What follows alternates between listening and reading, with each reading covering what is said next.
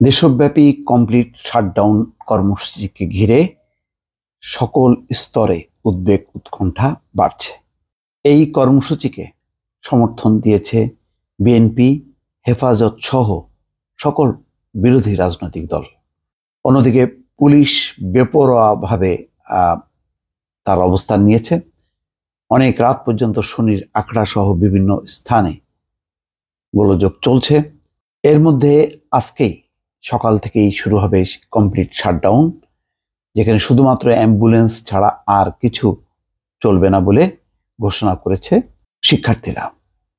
শিক্ষার্থীদের এই চলমান আন্দোলনকে একেবারে সরাসরি সমর্থন করেছে হেফাজত ইসলাম এবং তারা রাজপথে নামার ঘোষণা দিয়েছে।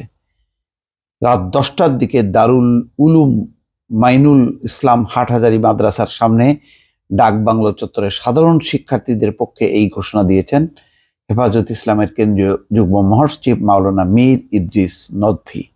এশারের নামাজের পর হঠাৎ মাদ্রাসা থেকে হুড় হুড় করে শতাধিক মাদ্রাসা শিক্ষার্থী ডাকবাংলো চত্বরে জমায়েত হয়। এ সময় তারা সারা দেশে কোটা বিরোধী আন্দোলনকারীদের উপর হামলা, নিহত, আহত হওয়ার প্রতিবাদে সংহতি সমাবেশ করে। হেফাজতে ইসলামের একাধিক নেতাকর্মী উপস্থিত ছিলেন। অনতিবিলম্বে বিশ্ববিদ্যালয়ের শিক্ষার্থীদের দাবি মেনে নিয়ে তাদের হামলাকারীদের দৃষ্টান্তমূলক শাস্তি দাবি করেন। দর্শক, আজকে যেটি মির্জা ফখরুল ইসলাম আলমগীর বলেছেন যে তারা সরাসরি জড়িত না হলেও তাদের নৈতিক সমর্থন আছে এবং কালকের যেই কর্মসূচি সেই কর্মসূচিতে তারা সমর্থন দিয়েছে। তাহলে বোঝাই যাচ্ছে যে সকল বিরোধী রাজনৈতিক দল এখন এই সমর্থনে নামবে। অন্যদিকে সাধারণ শিক্ষার্থীরা একেবারে একাত্ম হয়ে গেছে। যদিও ক্যাম্পাস বন্ধ করা হয়েছে, কিন্তু বিক্ষুব্ধ শিক্ষার্থীরা কিন্তু ছড়িয়ে পড়েছে সারা দেশে। ফলে যে যার অবস্থান থেকে মাঠে নামবে। মাদ্রাসা, স্কুল, কলেজ, বিশ্ববিদ্যালয়ের শিক্ষার্থীরা যদি এই দাবি আদায়ের জন্য রাজপথে নামে এবং সড়ক, রেল, নানা পথগুলো যদি অবরুদ্ধ করার চেষ্টা করে এবং পুলিশ যদি তার মুখোমুখি দাঁড়ায়, যদি পুলিশের পক্ষ থেকে শান্তি বজায় রাখার আহ্বান জানানো হচ্ছে, কিন্তু কতটা শান্তিপূর্ণ অবস্থান বজায় থাকবে সেটি কিন্তু প্রশ্ন সাপেক্ষ। প্রধানমন্ত্রী আজকের ভাষণে তিনি অপেক্ষা করতে বলেছেন উচ্চ আদালতের রায়ের জন্য এবং বলেছেন যে তারা ন্যায় বিচার পাবেন বলে তিনি আশা করেন। কিন্তু একবারও তিনি কিন্তু যেই সমঝোতার কথা, আলোচনার কথা, সংলাপের কথা বলেননি, বা ভেতরে ভেতরে যে তাদের মধ্যে আলোচনা চালিয়ে যাওয়ার মধ্য দিয়ে একটা শান্তিপূর্ণ একটা অবস্থানের দিকে সেটা শান্তিপূর্ণভাবে এই সংকট সমাধানের জন্য সবার সাথে আলাপ আলোচনার যেই উদ্যোগ আয়োজন সেই কথা কিন্তু ঘোষণা হয়নি, যার ফলে অনেকেই হতাশ হয়েছে।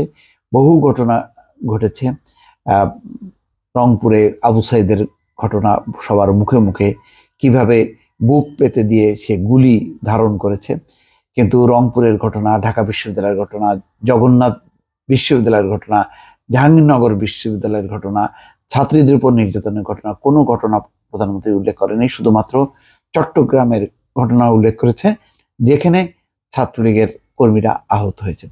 ফলে বোঝাই যাচ্ছে সরকার একেবারে তার মতন করে, দলের মতন করে চলছে। গত কয়েকদিন ধরে ওবায়দুল কাদের যা বলছেন, প্রধানমন্ত্রী শেষ পর্যন্ত কিন্তু সেটি প্রতিফলন ঘটলো তার ভাষণে।